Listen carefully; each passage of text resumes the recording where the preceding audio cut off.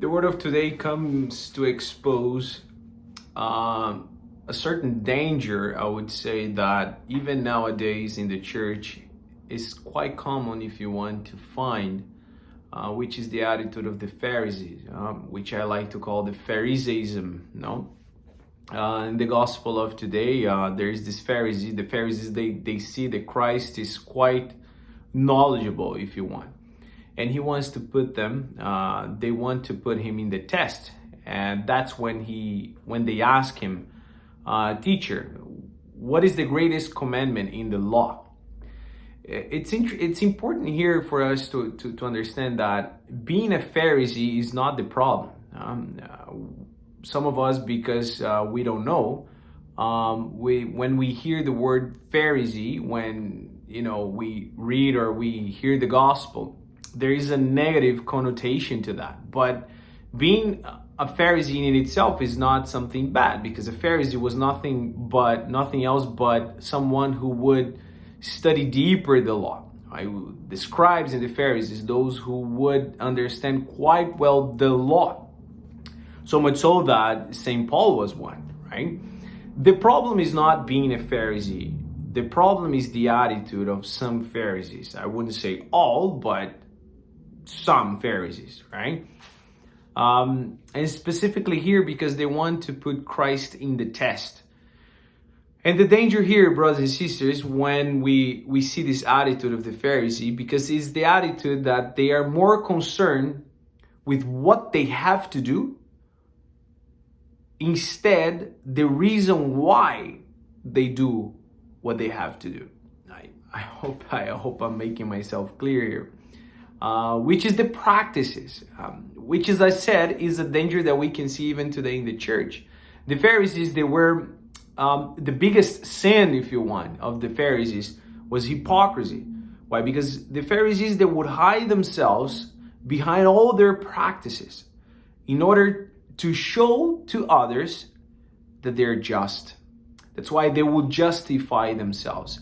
And that in the spiritual life is pretty bad, because we know well that God is the only one who justifies us because of our sins, obviously.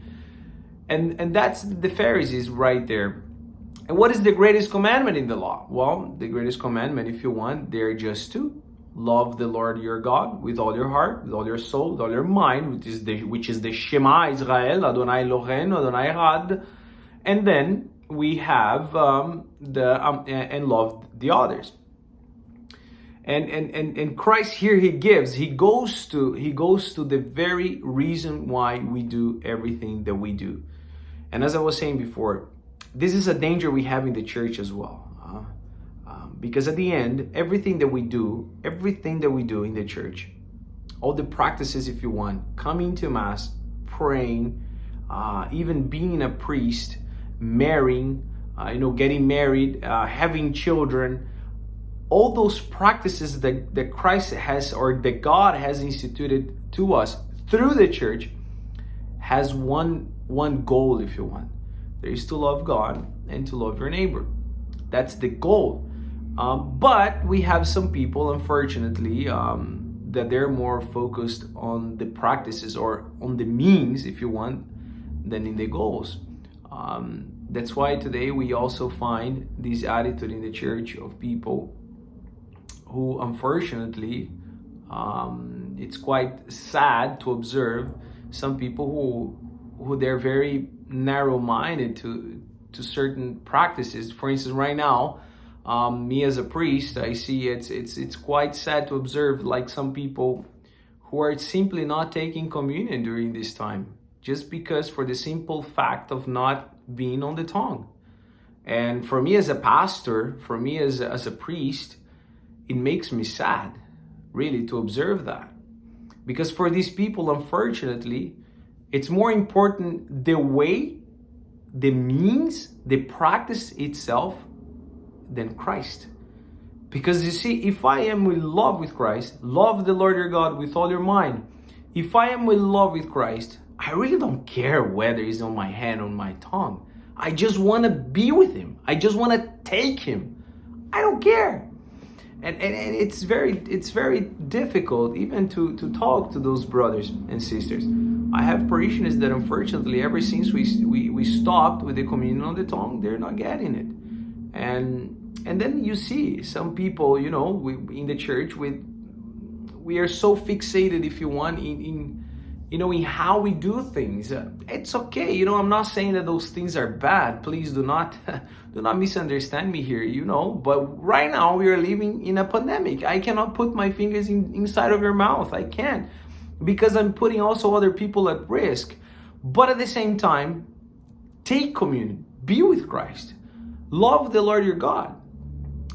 Usually I say, even if whether it's on your hand or in your tongue, it's the same body. I mean, my hands are, my tongue it doesn't make me any less or any more worthy, because I am worthy, and that's it. It's the same body, it's the same being, if you want. But in any case, and then we see that we can get fixated, we can focus ourselves in the practices, itself, it's like things like, well, okay, should the mass go back to Latin? Should we do things towards the East? And brothers, we have to be careful. We have to be very careful how we live our faith, how we live our spirituality, because we can fall into this Pharisaism, that we are so focused on the practices. Because at the end is, I can take communion on my tongue.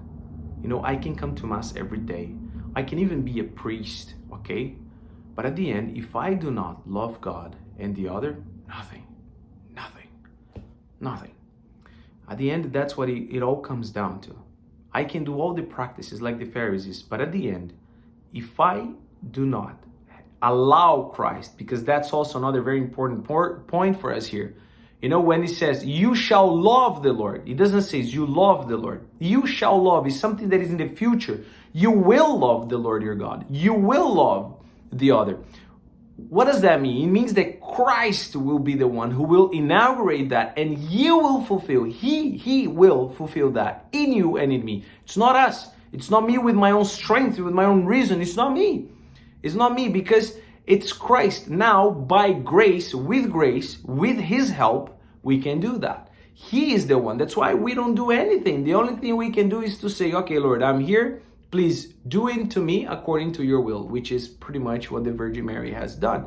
And He goes and He fulfills that in us. Because if I do it, then it's glory to me, right? Then I put a medal here. Oh, I did it. No, it is the Lord who does it. It is the Lord who does it.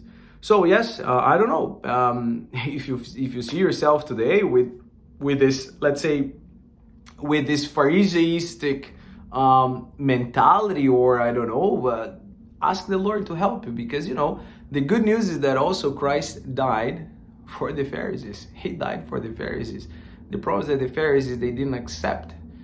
Is what I was saying yesterday in the homily. Sometimes it's harder to be loved than to love. The Pharisees, they just could not accept be loved, because in order for you to accept to be loved, you have to accept that you are weak, and that's hard. Very good, brothers and sisters. Let us ask the Lord to help us to be open to whatever He wants to do with us, but to have our focus on Him.